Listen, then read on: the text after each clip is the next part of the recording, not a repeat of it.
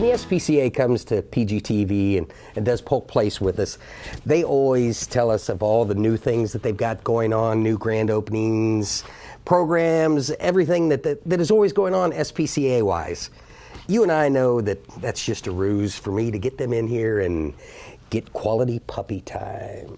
This is Leo. Leo is a Chihuahua mix, and Leo's here to talk a little bit about some of the programs that the SPCA is going on, that they've got going on. And also joining us in studio, other than Leo, our friend, our hero, one of our favorites, Jessica Lawson. Jess, how you doing? Very well, thank you after that introduction. Exactly. And also joining Jess is Tina Graveson. She's a trainer with the SPCA. And Tina, with this, I give you Leo. Hi, Leo. Welcome back. Leo's got some fire in him, huh? Leo is a little 6-month-old Chihuahua mix, and he loves to give kisses. Yeah? And he's been a favorite of he dominates my time, because when he came to us, he didn't know much about sharing his food or his toys. And now he loves to share and play fetch and give lots of good kisses, don't you? Yeah. Mm-hmm. And how'd you end up with Leo? His owners brought him to us because they didn't have enough room for him. How much room do you need for a Chihuahua? Probably the ears, huh? It was probably the ears. Yeah. I could see the need for vaulted ceilings, maybe. What are you doing? Just how long you been coming to do Polk Place tapings with us? Oh, it's been quite a while. I've been a year, right? I would say I've been at the SPCA a year, so. I'm guessing like we've had at least 12 to 14 animals in here, right? Probably. I think my favorite was when I brought the cat on. Remember, that was enchanting. Yeah, the cat was cool. But Leo was the first ever. And we know what an animal person I am. Leo didn't like me at first, and this taping had to get off at a little bit later start because evidently I have to give Leo food, and then he becomes my buddy. I've got a black lab at home just like you. Well, what are we here to talk about today? You got a grand opening coming up? We do. We recently expanded and renovated our medical center. So we are doing our ribbon cutting soon, and we're also inviting the community out to our first annual Family Day and Open House. So it's going to give like a sneak peek of all of the back end of the SPCA and how we treat and care for all the animals. We've got some really awesome cutting edge equipment that we're going to be demonstrating for the public, including our hyperbaric unit, which helps all sorts of things like feline diabetes, slow healing wounds, spinal cord injuries. It's really state-of-the-art technology. And then there's also going to be lots of fun stuff for the little four-legged friends like Leo. We're going to have doggy activities and contests and jumping house for the kids and face painting and a live band, so it should be a lot of fun. State the obvious. What's the need for an updated, new and improved medical center? Well, our previous building kind of evolved from just a high volume spay-neuter to really help reduce the pet overpopulation issue our community faces. Then evolved into vaccinations to keep your pets up to date at a little bit more affordable cost. And now it is a full-blown medical practice. They were seeing over 200 patients a day in a building that just wasn't efficient space-wise and set up to really be able to serve the increasing amount of clients. From a cost-effective consumer standpoint, what are the prices? Where are they in range to a veterinarian that you would go to within the neighborhood? Right. A private vet, we're just about 25% less. I know that, especially for specialty treatment, my little dog had to have surgery on her leg, and it was going to be $3,000 over at a specialty clinic, whereas it was at $300 if that at the SPCA McClurg Animal Medical Center. So wow. Yeah, you can save a substantial amount. And then all of the funds, it's great because we put that back into our programs. So not only are we keeping the public's pets healthy and up to date on their vaccines and their preventative products like heartworm and flea preventative, but the funds also help other programs, like our Animeals program that serves some of the limited income residents and the elderly who want to keep feeding their pets. So it's just a win-win.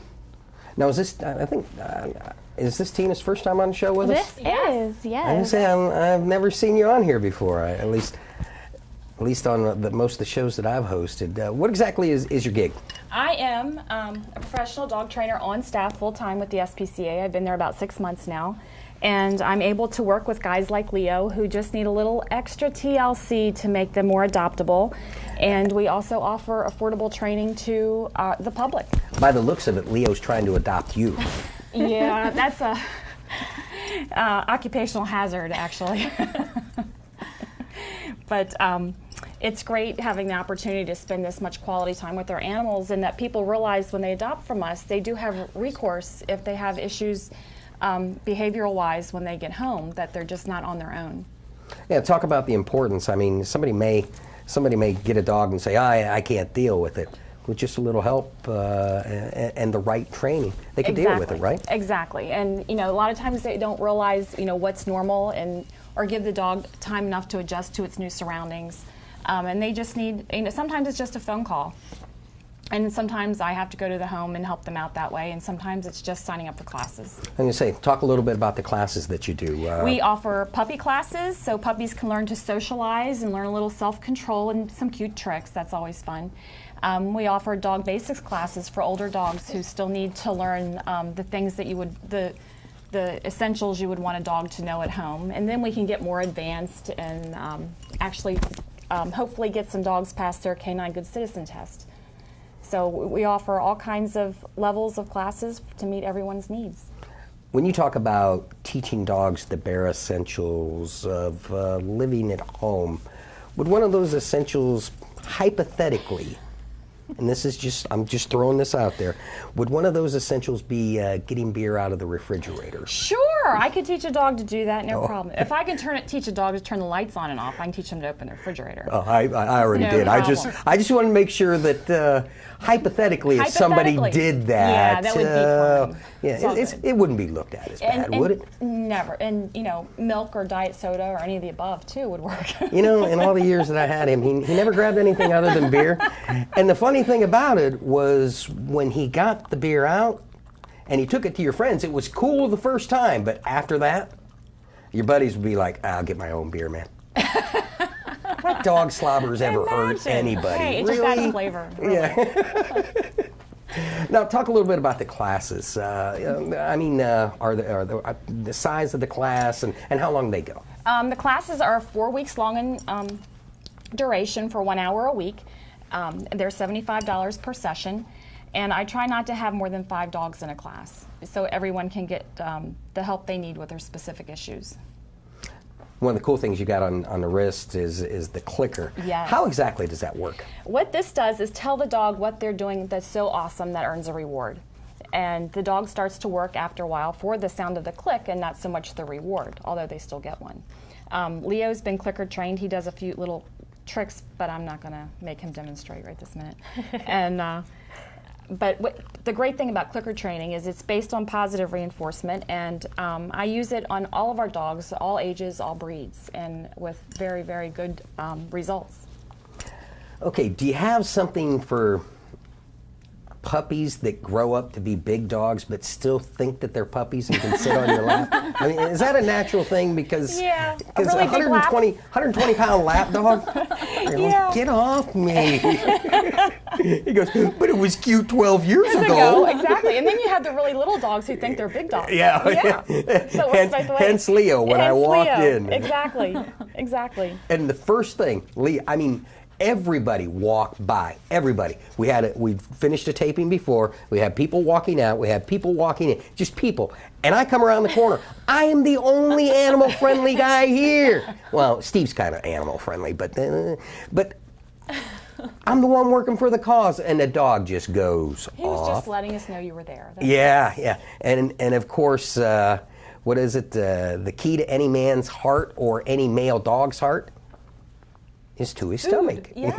Exactly. So had to feed him just a little bit of stuff. Well, asking a 6-month-old puppy to sit still for this long without something to concentrate on, that's a lot. Huh. Yes. You're doing good. As you can see, Leo's a bit of a lover, and yes, he is. And Leo is available for adoption. He is. And how would they go about getting him? You can just come down to the adoption center and visit with Leo and make sure that he'll fit in your family, and he would be yours. Remember, vaulted ceilings for those ears. They are up there, man. That's crazy.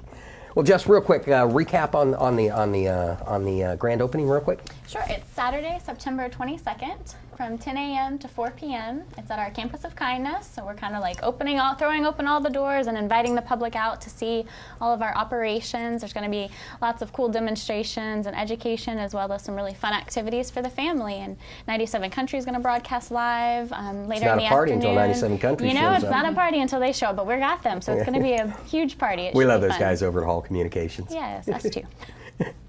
And then, of course, chance to tour the facility too. Right. All right. Well, Jess, thank you for coming on, and Tina, thank you for coming on, sharing Leo there with us. Leo, you got to do the standard beg gig. Come here. So, this is Leo. Leo needs a gig. He needs a house. He needs lots of love and affection, and you can give him that at home. And he is very affectionate. You okay? Talk to me. Talk to me. Yes. Oh, yes. He could use a home, and you could give him one. Stop by our folks over at the SPCA and check out Leo and many of the other animals available for adoption. Tina and Jess, thanks for coming on. I appreciate any time. You guys are welcome here. Thank you for having us. All right. It's been a pleasure. Anytime you want to come on, just let us know, all right?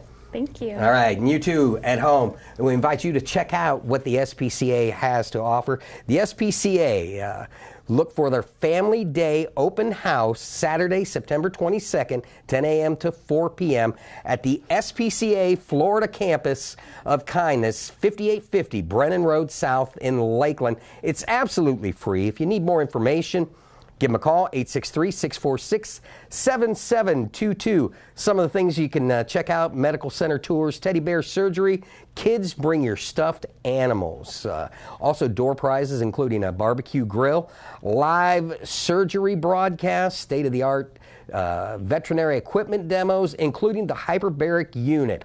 All this is going on. Hey, and it's not a party without a bounce house or fun painting. Check out spcaflorida.org for more information. We want to see you at the Family Day and Open House.